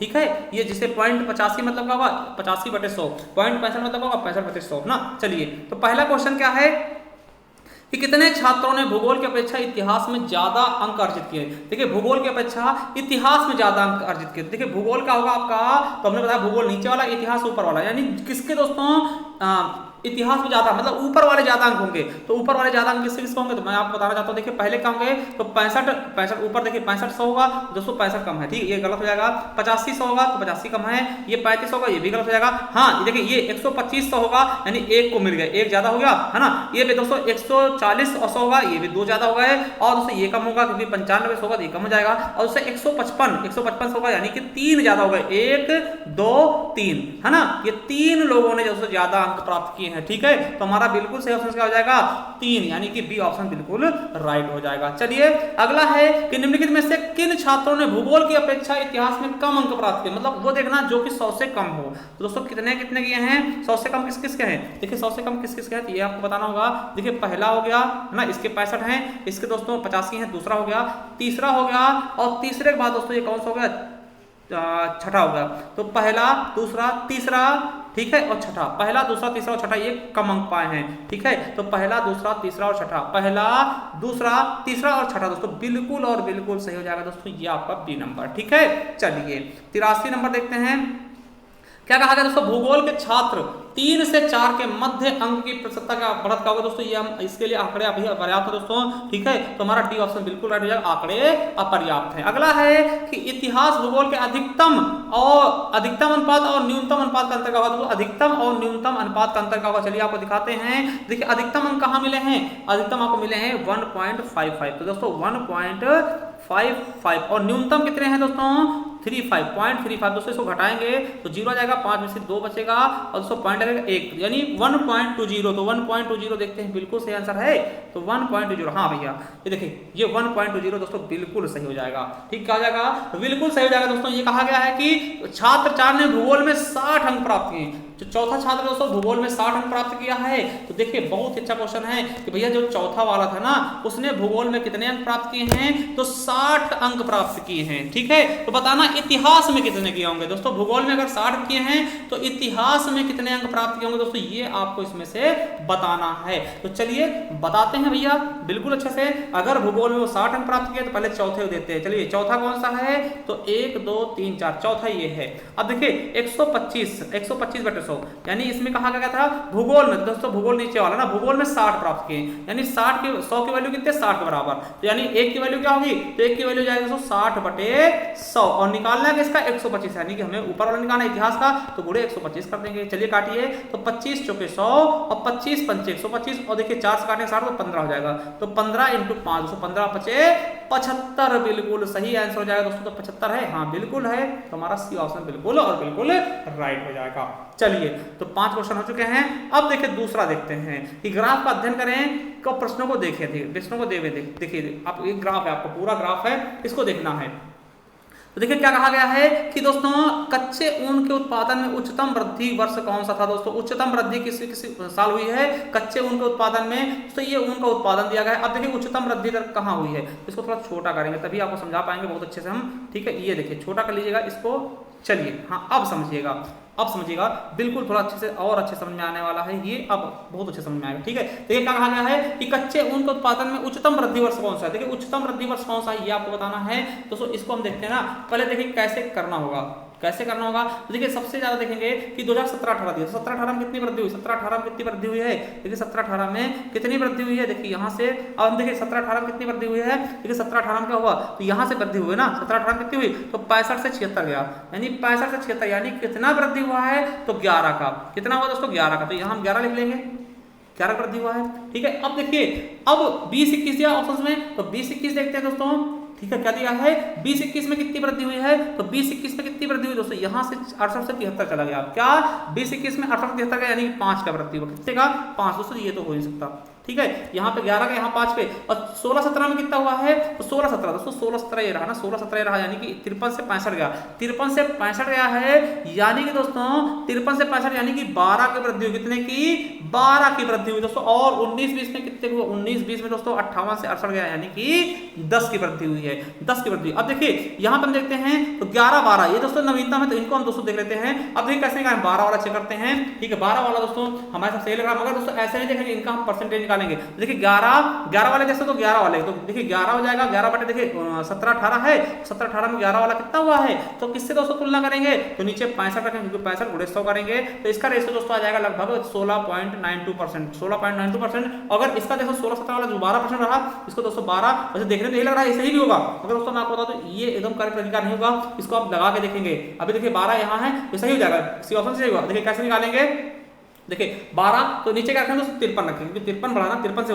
तुलना कर रहे हैं ना, 53 से इससे, और गुणे 100 करेंगे ना, तो इसको निकालेंगे दोस्तों 22.64 आ जाएगा दोस्तों, बिल्कुल सही हो जाएगा हमारा सी नंबर। चलिए आगे देखते हैं, अगला क्वेश्चन क्या कह रहा है कि पहले 4 वर्षों के उत्पादन की तुलना में अंतिम 4 वर्षों के कच्चे ऊन का उत्पादन परसेंट क्या है। अब पहले 4 और अंतिम 4 देखिए यहीं पे लगा देते हैं, तो पहले 4 दोस्तों इनको जोड़ेंगे, पहले 4 जोड़िए, 56, 51, 53, 65, इनको 4 जोड़ते ना, 56, 51, 53 और 65 दोस्तों, तो बिल्कुल सही कितना आ जाएगा, इनका पहले 4 का दोस्तों क्या आ जाएगा, हमारा सही ऑप्शन हो जाएगा दोस्तों 225। जोड़िएगा, आप जोड़िए, 225 होगा बिल्कुल सही। और अंतिम 4 दोस्तों 76, अब इनको जोड़िए 76, 58, 68 और 73, तो अंतिम 4 का दोस्तों कितना होगा, तो अंतिम 4 का दोस्तों कितना होगा, 275 हो जाएगा, 275 हो जाएगा। अब दोनों घटाइए, दोनों घटाएंगे कितना आएगा, 50 आ जाएगा। किससे तुलना करेंगे, तो ये भी आपको बताना चाहिए, तुलना किससे करेंगे दोस्तों, 225 को नीचे रखेंगे तो 50 आया, और 50 बटे 225 और गुणे 100 कर देंगे।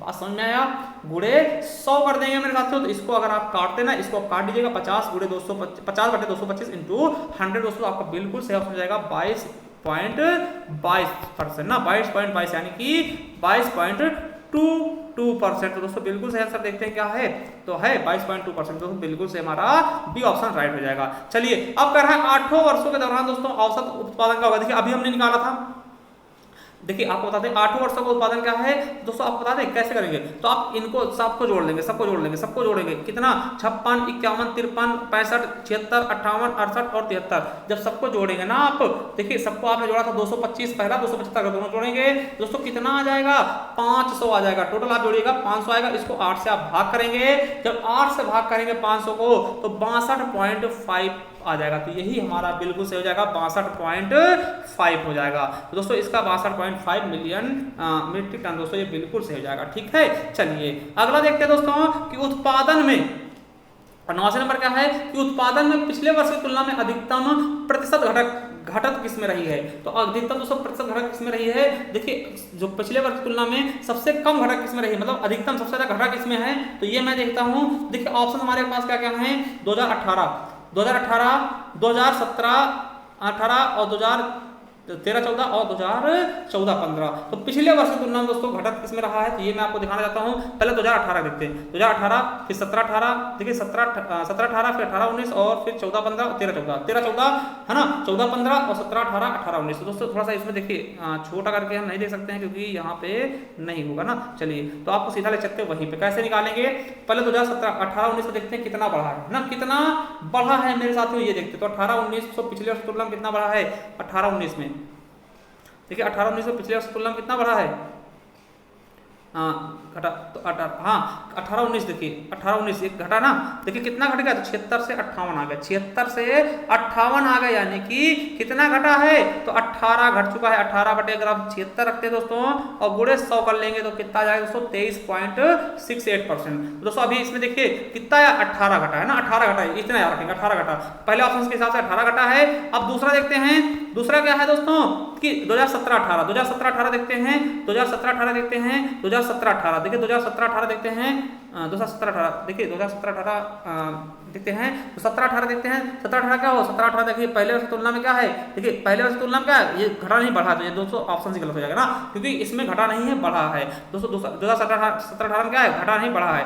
अब देखिए अगला है क्वेश्चन दोस्तों, अगला नंबर 2013-14 देखिए 2013-14 के आगे कोई पता ही नहीं, तो ये भी दोस्तों नहीं होगा, ठीक है, आगे वाला पता ही नहीं है दोस्तों। अब देखिए अगला ऑप्शन क्या है, अगला ऑप्शन है दोस्तों 2014-15 देख लेते हैं, 2014-15 तो 2014-15 दोस्तों 2014-15 दोस्तों घटा है, 2014-15 घटा है, देखिए यहाँ से कितना घटा, तो दोस्तों यहाँ देखेंगे 5 ही घटा, तो दोस्तों बिल्कुल सही, यहाँ बहुत कम घटा है, तो यानी हमारा पहला ही ऑप्शन क्या हो जाएगा 2018-19, जिसमें दोस्तों 18 घटा था ना, 2018-19 का 2018-19 में क्या हुआ था, तो आपको पता होगा दोस्तों कितना घटा था, 18, तो यही हमारा ए ऑप्शन बिल्कुल और बिल्कुल राइट हो जाएगा 89 का, ठीक है। चलिए इतना समझ गए बिल्कुल अच्छे से कि 89 का दोस्तों हमारा बिल्कुल सही ए ऑप्शन सही हो जाएगा। चलिए अगला क्या है कि 2014-15 के कच्चे ऊन 2019-20 देखिए 14-15 और 19-20 का अनुपात क्या होगा, 2014-15 और 19-20 14-15 14-15 कितना है, तो 51 है, 14-15 51 है, और दोस्तों 19-20 कितना है, 19-20 का दोस्तों कितना है 68,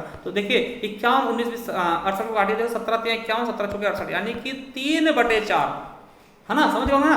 देखिए 2000 देखिए 51 कितना 2014-15 पूछा तो 51 लिख लिया, और 2019-20 पूछा 68 लिख लिया, तो 51/68 यानी कि 17-51 17-64 यानी 3/4 है आंसर। देखते हैं 3/4 आंसर है तो बिल्कुल सही हो जाएगा दोस्तों, 3/4 ऑप्शन में है आपका, तो बिल्कुल सही हो जाएगा। चलिए अब साथियों देखते हैं अगले पैराग्राफ की तरफ चलते हैं। 5 सेलमैन द्वारा दोस्तों अर्जित वार्षिक कमीशन दोस्तों बताया गया, तो 91 से 95 दोस्तों हम इस टेबल के आधार पे करने वाले हैं दोस्तों। तो चलिए बहुत अच्छे दोस्तों आप समझ में आ रहा होगा कि हमने पाई चार्ट दोस्तों एक बेहतरीन ढंग से दोस्तों हम देख रहे हैं, ठीक है। संसाधन की कमी होने की वजह से भी दोस्तों हम बहुत ही अच्छे से इसको हम देखने की कोशिश कर रहे हैं, और आप लोगों को हम समझाने की भी कोशिश कर रहे हैं। अब आप लोग दोस्तों चैनल को सब्सक्राइब भी कर लीजिएगा, क्योंकि देखिए बहुत मेहनत लग रही है आप लोगों को बताने में समझाने में, क्योंकि पाई चार्ट दोस्तों ऐसे समझाने में बहुत ज्यादा प्रॉब्लम होती है। चलिए देखते हैं, ये दोस्तों आपको बता दें कि 5 वर्ष दिए गए हैं, और इनके दोस्तों क्या दिए गए हैं, किस वर्ष कितना सेलमैन ने क्या कमीशन अर्जित किया है। चलिए ये वर्ष दिए गए हैं। अब देखिए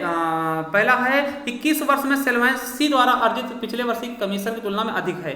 देखिए किस वर्ष के देखिए समझिए, दोबारा देखते हैं क्या कहा गया है कि किस वर्ष में सेलमैन सी द्वारा अर्जित कमीशन पिछले वर्ष की तुलना में अधिकतम वृद्धि हुई है। तो देखिए सी का देखते हैं, सी का देखते हैं, सी का है ना। अब देखिए इसको थोड़ा जूम कर लेते हैं तो आपको समझाने में बहुत आसानी हो जाएगी ना। तो किस वर्ष सबसे ज्यादा दोस्तों कमीशन उसने खाया है, सबसे ज्यादा वृद्धि हुई ना, तो किस वर्ष सबसे ज्यादा वृद्धि हुई है। तो देखिए इसको हम कैसे तुलना करेंगे, तो आपको पता होगा एक दूसरे से तुलना करेंगे, कैसे करेंगे ये आपको बता दें। देखिए बिल्कुल सही आपको समझना होगा कि कब, देखिए 2016 में, देखिए यहाँ पे देखते हैं ना, सी का देखते हैं ना, सी का देखिए 2016 में कितनी वृद्धि हुई है, यहाँ से यहाँ तक जाएंगे सी का, तो कितनी वृद्धि हुई, देखिए 26,200 से और 27,800 हुआ, यानी कि 1600 की वृद्धि हुई है।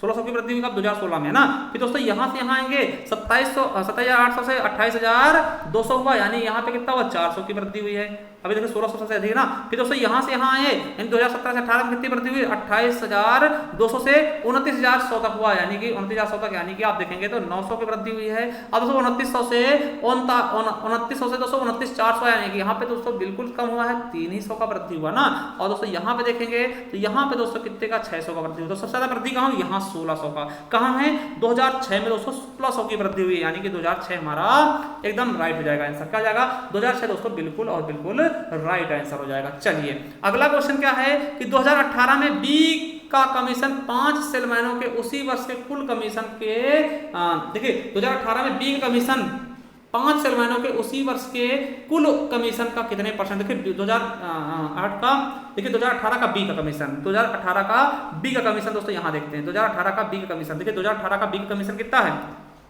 2018 में आएंगे और बी का कमीशन कितना, 28,000।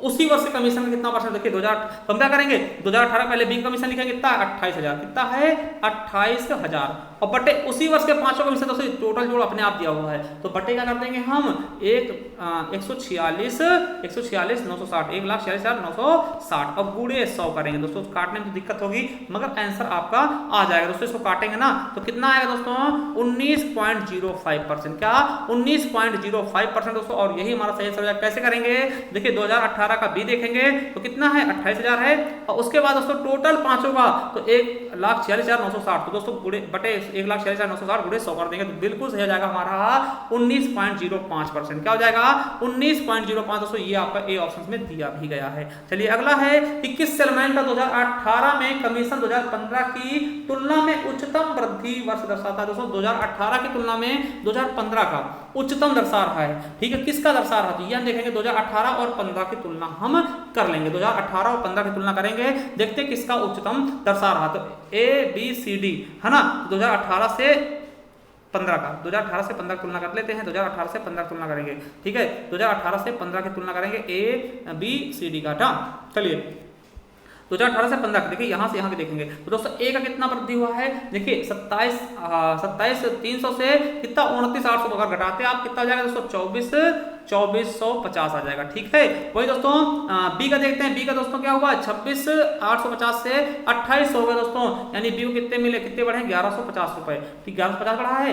वही दोस्तों देखते हैं सी का देखते हैं तो 26,200 से दोस्तों कितना 29,100 हो गया है, तो दोस्तों इसका कितना बढ़ा, 2900 बढ़ेगा, कितना बढ़ेगा दोस्तों, इसका कितना बढ़ा है 2900 बढ़ा है, कितना बढ़ा है 2900 रुपए बढ़ा है। वही डी का देखते दोस्तों, डी का क्या है, डी का दिया है दोस्तों कितना 27,850 से कितना हुआ है 30,060 हुआ दोस्तों। यहाँ पे कितना बढ़ रहा है तो 2210 बढ़ रहा है, कितना 2210। अब देखिए कहाँ ज्यादा बढ़ा है, देखिए यहाँ 2450 बढ़ा है, यहाँ 1150, यहाँ 2900, यहाँ 2250, तो आपको पता होगा कि 2900 दोस्तों ये ज्यादा है, 2900 ज्यादा यानी कि सी वाले का ज्यादा मिला है पैसा, तो सी वाला बिल्कुल और बिल्कुल सही ऑप्शन हो जाएगा हमारा सी नंबर।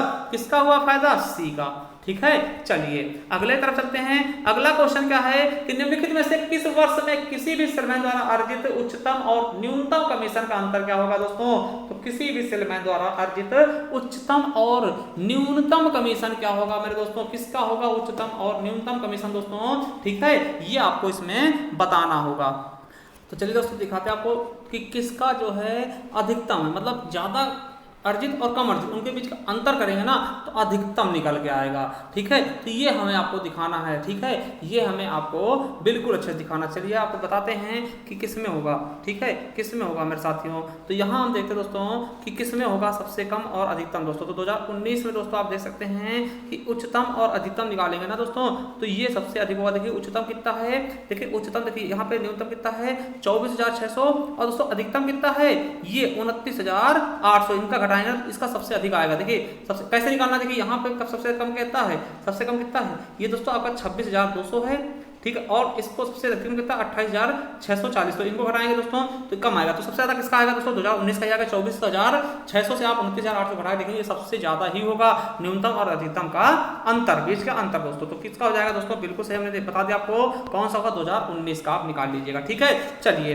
अब कहा गया है क्या 95 नंबर क्या कहता है कि वर्ष 2019 में सेल्समैन डी द्वारा अर्जित कमीशन ए द्वारा अर्जित कमीशन का लगभग कितने परसेंट है। देखिए बहुत अच्छा क्वेश्चन है। 95 नंबर क्या कहता है कि दोस्तों कि क्या कि 2019 में डी द्वारा अर्जित कमीशन ए द्वारा अर्जित कमीशन का कितने परसेंट है। तो दोस्तों 2019 में डी और ए का देखते हैं, 2019 में डी और ए का देखते हैं। 2019 में हम डी और ए का देखते हैं दोस्तों। 2019 कौन सा है तो ये वाला है दोस्तों, ये वाला 2019 है ना, तो डी और ए का देखते हैं, डी और ए का देखते हैं मेरे साथियों। चलिए देखिए 2019 में डी का कितना है 29,800, देखिए आप भी समझ रहे होंगे है ना। 2000 कितना है डी का तो 29,800, कितना 29,800, ठीक है, ये वाला डी का है ना। और दोस्तों ए का कितना है तो ए का दोस्तों तो क्या करें डी बटे ए इंटू 100 करेंगे तो ए का कितना है तो एक आप देख सकते हैं दोस्तों कब है तो 2019 में कितना है 24,600, 24,600 गुणे, और दोस्तों हम कर देंगे 100 से गुणा कर देंगे, जो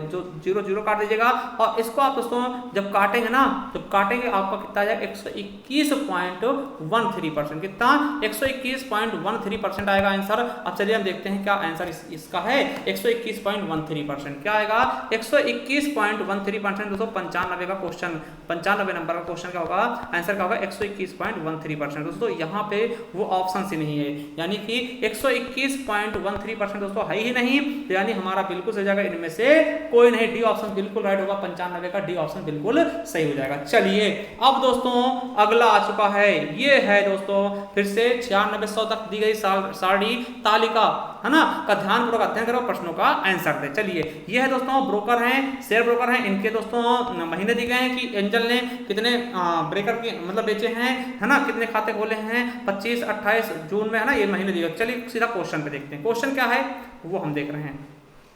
पहला क्वेश्चन क्या है कि निम्नलिखित में से किस महीने में खुले खातों की संख्या सबसे औसतन महत्तम है। दोस्तों सबसे ज्यादा खाते किस महीने में खुले, ये हमको बताना है, ठीक है। तो इसमें दोस्तों सिंपल सा तरीका क्या करना है, सबको जोड़ना। सबसे ज्यादा खाते कब खुले हैं, तो चलिए आपको दिखाते हैं, सबसे ज्यादा खाते कब खुले ये आपको बताना है। तो देखिए यहाँ पे देखते हैं 25 28 35 65 55 जोड़िए, कितना आएगा 25 28 35, है ना। देखिए इस तरह नहीं दोस्तों, इधर को जोड़ना, इधर को महीने पूछा ना तो यहाँ पे जोड़ना है। देखिए मई में देखते कितने खाते खुले, तो 25 22 30 35, 25 22 30 35 दोस्तों, तो कितना हो जाएगा दोस्तों 112 आ जाएगा, कितना जाएगा 112, ठीक है। ऑप्शन दोस्तों जून अगस्त सितंबर और मई था, जून अगस्त सितंबर मई था। तो दोस्तों अब देखिए जून में देखते हैं तो 28 18 45 42 जोड़ेंगे, 28 18 45 42 जोड़ेंगे दोस्तों, कितना आ जाएगा 133 आ जाएगा, ठीक है। जोड़िएगा आप भी, ठीक। और जुलाई में दोस्तों, जुलाई का ऑप्शन में था नहीं, इसको फालतू जोड़ के समय बर्बाद नहीं करेंगे।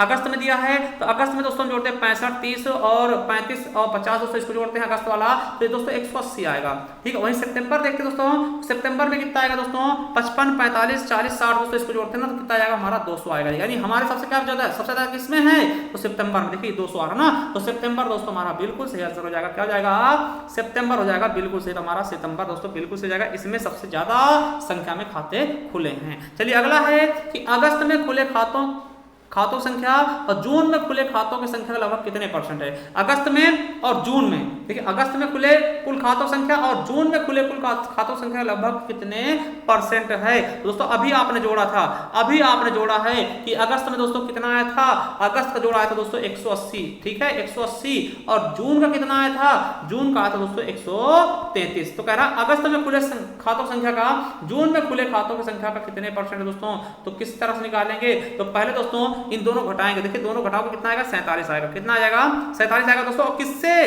तो अगस्त में, जून में खुले खातों, तो जून से हम दोस्तों बटे कर देंगे और पूरे 100 कर देंगे दोस्तों। इसको अगर आप काटते हैं ना तो दोस्तों आपका सही आंसर हो जाएगा 35.33%, ठीक है। तो 35.33% दोस्तों बिल्कुल सही आंसर हो जाएगा। कैसे करेंगे, जून का दोस्तों हमने जोड़ रखा था 133 आया था, अगस्त का जोड़ रहा है तो कह रहा अगस्त और जून के बीच का कितना अंतर होगा 47 होगा, और बटे 133 कर देंगे क्योंकि जून से हम डिवाइड करेंगे, तो कितना आ जाएगा 35.33% है आंसर। देखते हैं 35.33%, 35.33 यानी ये 35.3%, ये बिल्कुल सही है, आपका राइट आंसर हो जाएगा। अगला है कि मई से सितंबर तक एंजल के खातों की कुल संख्या से जुरोधा के कुल खातों की संख्या का अनुपात क्या होगा। देखिए एंजल और जुरोधा के कुल खाते कितने हैं, उनका अनुपात क्या होगा, जुरोधा और एंजल का अनुपात क्या होगा, तो जुरोधा और एंजल के खाते कितने होंगे। अब देखिए अब हमें इधर से इधर को देख रहे हैं मई से सितंबर तक, तो देखिए पहले 25 28 35 65 और 55 जोड़ेंगे एंजल के, तो एंजल का दोस्तों कितना आएगा, ये आपको पूरा जोड़ना होगा। तो एंजल का दोस्तों अगर आप इधर जोड़ते हैं पूरा तो कितना आएगा 208 आएगा, कितना आएगा